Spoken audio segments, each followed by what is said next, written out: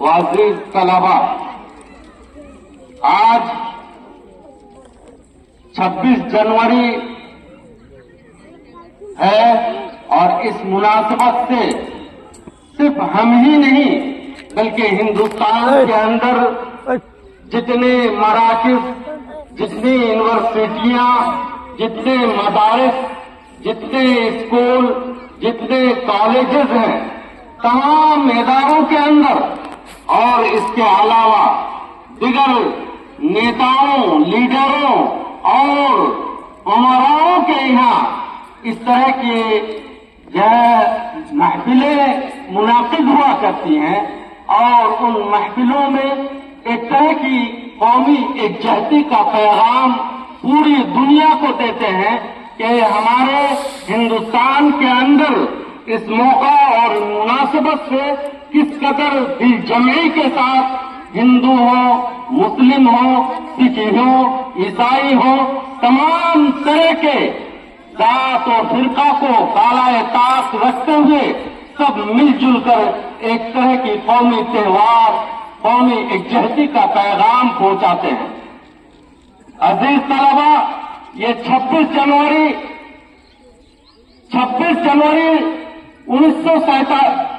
1947 में अगरचे हिंदुस्तान को आजादी मिल चुकी थी, हिंदुस्तान अंग्रेजों के हाथ से आजाद हो चुका था, लेकिन हमारे हिंदुस्तान के अंदर चूंकि मुख्तलिफ तरह के कौमें, मुख्तलिफ तरह के मज़ाहिब, मुख्तलिफ तरह के कास्ट रहा करते हैं, इसको मद्देनजर रखते हुए हिंदुस्तान के अंदर हर मजहब के लिए, हर कास्ट के लिए अलग विधान, अलग कानून नाफिज किया और हर एक के मंशा और उनके ख्यालात, उनके नजरिए का ख्याल रखा गया और फिर उसी के मुताबिक जो कानून नाफिज हुआ 1950 में, आज हम पूरी आजादी के साथ अपनी जिंदगी गुजारते हैं और उन्हीं कानून और उन नियमों को मानते हुए, उनकी इत्तिबा करते हुए हम अपनी जिंदगी बसर करते हैं। अजीज तलबा,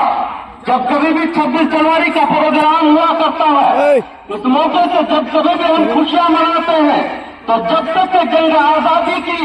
तारीख दोहराई ना जाए तो फिर ये 26 जनवरी की खुशी नामुकम्मल रहती है। अजीज तलबा, आप अच्छी तरह जानते हैं कि हिंदुस्तान के अंदर 1612 में ईस्ट इंडिया कंपनी के नाम से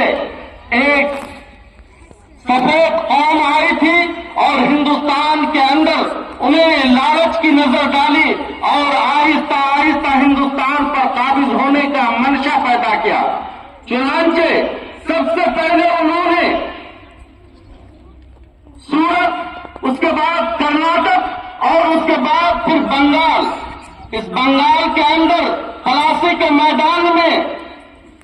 नवाब सिराजुद्दौला के साथ झड़प हुई और आपस में मुठभेड़,